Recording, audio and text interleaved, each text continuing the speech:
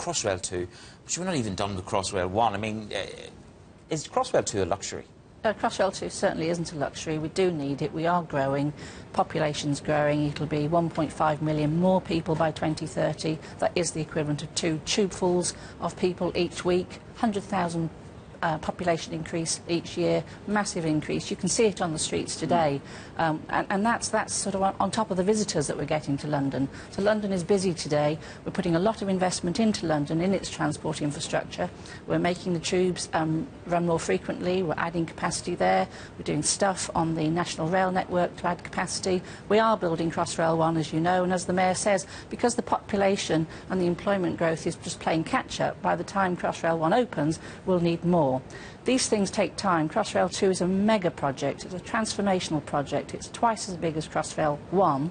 For us to have it open, ready for 2030, we have to start planning it now. It is not a luxury. It is a necessity. You're calling upon government for, I suppose, making it move from paper to inception, to breaking away from a huge myriad of reports. You're looking for a development fund. What do you need from this government to start? Give me a pound. We need government support for this, this project. We're making the case to government. The government, if you actually talk to all the, like the MPs, the politicians, they're behind Crossrail 2. There is support for Crossrail 2. The public support Crossrail 2. All the consultations we've done to date, we've got overwhelming support for Crossrail 2. What we're asking government for is 250 million, because this is a mega project. 15 core stations, there's 50 stations along the route, there's 72 kilometres of tunnelling to be done.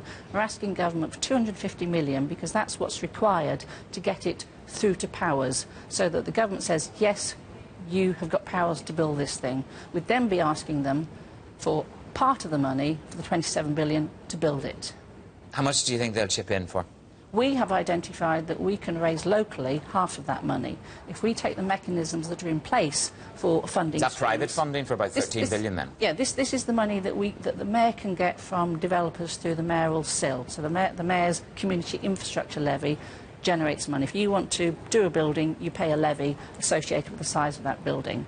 That exists already. That was put in place for Crossrail 1. If you continue with that SIL, if you continue with the business rate supplement that was put in place for Crossrail 1, if you look at the revenues that get generated by Crossrail 2, all of those will actually contribute half of that 27 billion. I mean, those are all the pluses, and I get that, and I live in London and I use the public transport system every day of the week. There's nobody would like to have a bit of an easier journey on the tube. But one of the biggest criticisms, and I've read about this continually, is about the hotspots of property development that essentially Crossrail 1 is creating.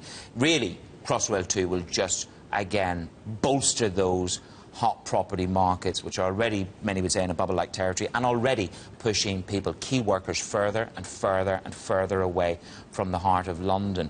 This ostensibly is not bringing benefit to the real people. It's bringing benefit to a few property developers along the route, and maybe the odd property owner along the way that's already there.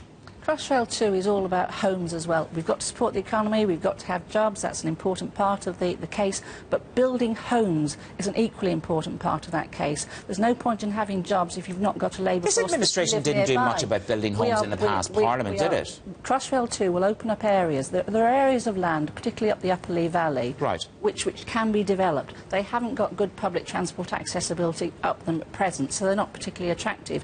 You put a scheme like Crossrail 2 in there, you've got a massive increase in frequency of trains that's going to take you from that area to central London and beyond, and also will connect you to places like Stansted, which need workers.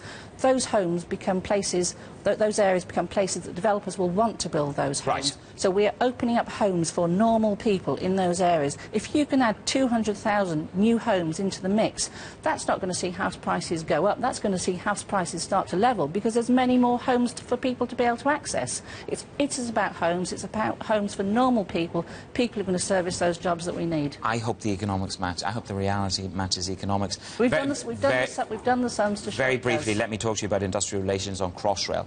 Obviously, we've just been through hell and high water last week here in the city with the strike. We're set for another one. 800,000 days were lost last year in industrial action, double that of 2013. We're just talking about industrial action overall. The industrial relations involved in getting Crossrail running efficiently and Crossrail 2, do you start with a clean sheet with the unions on how you're going to run Crossrail?